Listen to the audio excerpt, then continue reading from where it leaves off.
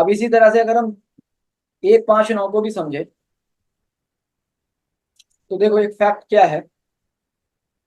हमें हमारा शरीर, हमारी संतान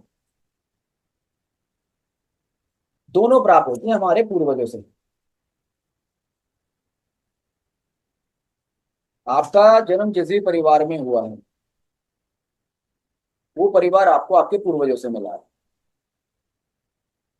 और उन्हीं पूर्वजों की ब्लेसिंग से आपको ये शरीर मिलता है। क्योंकि आपके माता पिता का किसी परिवार में जन्म हुआ, उन माता पिता ने आपको ये शरीर दिया है, और उसके बाद उन्हीं पूर्वजों की ब्लेसिंग से आपको ये संतान होती है। इसलिए जैसे कि मोस्टली कहते हैं कि भाई जब किसी व्यक्ति को संतान प्राप्ति में बहुत ज्यादा समस्या होती है तो उसको जो रेमेडीज नॉर्मली कराई जाती है वो 9th हाउस की ही कराई जाती है। क्योंकि जब आपके पूर्वजों की ब्लेसिंग आपके पास होगी तभी आपको संतान होगी, तभी आपकी वंश वृद्धि होगी, अदरवाइज नहीं हो सकती। भावत भावों का सिद्धांत अगर देखें तो पंचम का पंचम अर्थात पंचम भाव का जो सपोर्टिव भाव होता है वो 9th हाउस होता है। और उसका रीजन क्या है? क्योंकि अगर आपके पंचम भाव को आपका 9th हाउस सपोर्ट नहीं कर रहा है, ब्लेसिंग्स नहीं दे रहा है, अर्थात आपके पूर्वज आपको आशीर्वाद नहीं दे रहे हैं वंश वृद्धि का, तो संभव ही नहीं है कि आपके पास संतान हो।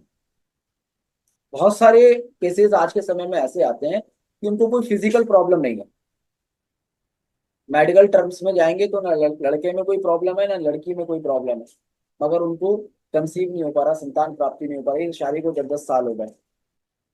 आप देखेंगे मोस्ट ऑफ द टाइम उन होरोस्कोप्स में प्रॉब्लम क्या होगी कि उनके 9th हाउस, 9th लॉर्ड किसी ना किसी तरह से वीक होंगे, अर्थात उनके जो पूर्वज हैं वो उनको संतान वृद्धि का आशीर्वाद ही नहीं दे पा रहे हैं। और ऐसे लोगों को इसलिए होता क्या है कि किसी पूजा के करने से, कोई पूजा पाठ उन्होंने की या किसी साधु ने कोई उन्हें ब्लेसिंग्स दे दी, उसके बाद उन्हें संतान हो जाती है, क्योंकि मेडिकली तो कोई इशू है नहीं। जब मेडिकली कोई इशू नहीं तो इशू कहाँ पर है?